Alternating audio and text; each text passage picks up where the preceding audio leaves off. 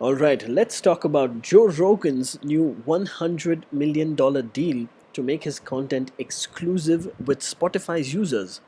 Now, after December 2020, if you'd like to get Joe Rogan's podcast updates, it will be on Spotify and not any other channel.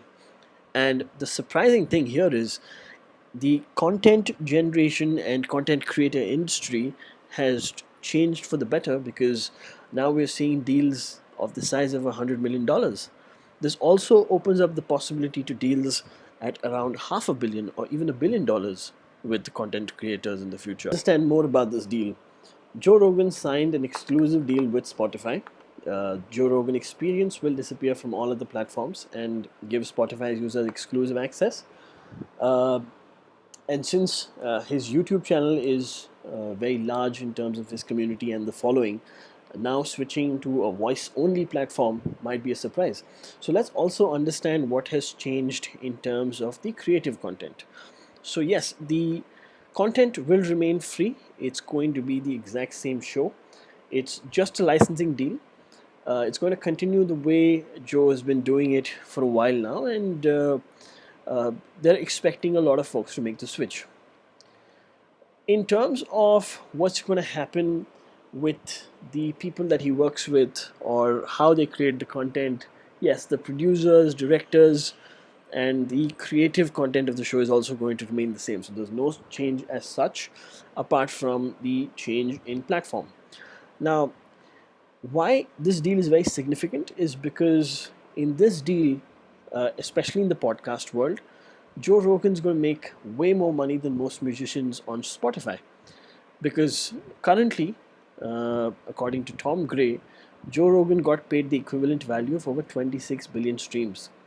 Now, this is massive value and a very good news for content creators as well, because a musician normally would need to generate about 23 billions of streams to earn what they're paying Joe Rogan for his podcast rights, which means currently Rogan's podcast is valued at a very high number compared to any musician in the history of the world. What also makes this deal very significant is that it's generally viewed as difficult to make lots of money in the world of podcasts, primarily because there are a lot of content in the podcast space and there's a lot of valuable and quality content. And because of the competition and the amount of attention that each human being has or gives away to the creator of the podcast, it's termed as generally difficult. But in this case, because Joe Rogan himself is moving to a different platform, Spotify predicts that they can get a lot of Joe's users and typically a lot of hardcore fans of Joe Rogan to get on their Spotify channel and listen to Joe. Uh, in fact, if you look at the financials of the company, it's very surprising to see what they've achieved in the span of just 1 week. Let's look at this now. At the time of making this video, we are seeing that in the past couple of days, share price has been rising very gradually. So starting at about 150, going all the way up till 160, 161, 163. And then suddenly we're seeing a very large shift here. Starting at 160 to when the deal was signed, we are seeing a massive jump from 160 to its current price of 191. And it's also predicted that September would be one big benchmark because most of the content is moving over to Spotify.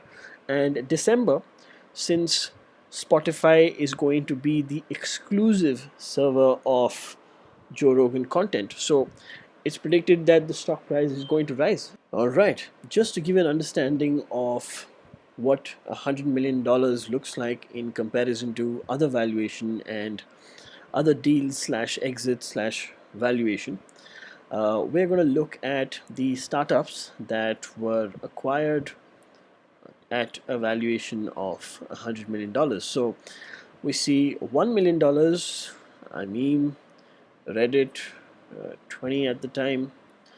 We can see 60 million center run, and at 94 million we see Altos, we see Bronze at 95, and Silverstream eDocs at over 100 million. And if we scroll up, you're also seeing companies such as Vontu, Sun Microsystems, and Twitch, which is almost close to a billion. And you're looking at companies such as SuccessFactors, Expedia, Workday, LinkedIn at valuations of 7 billion and above. Thank you so much for watching this video. If you'd like more advice and actionable tips on growing a business, entrepreneurship, marketing, sales, finance, then this is the channel for you. So go ahead and hit that subscribe button.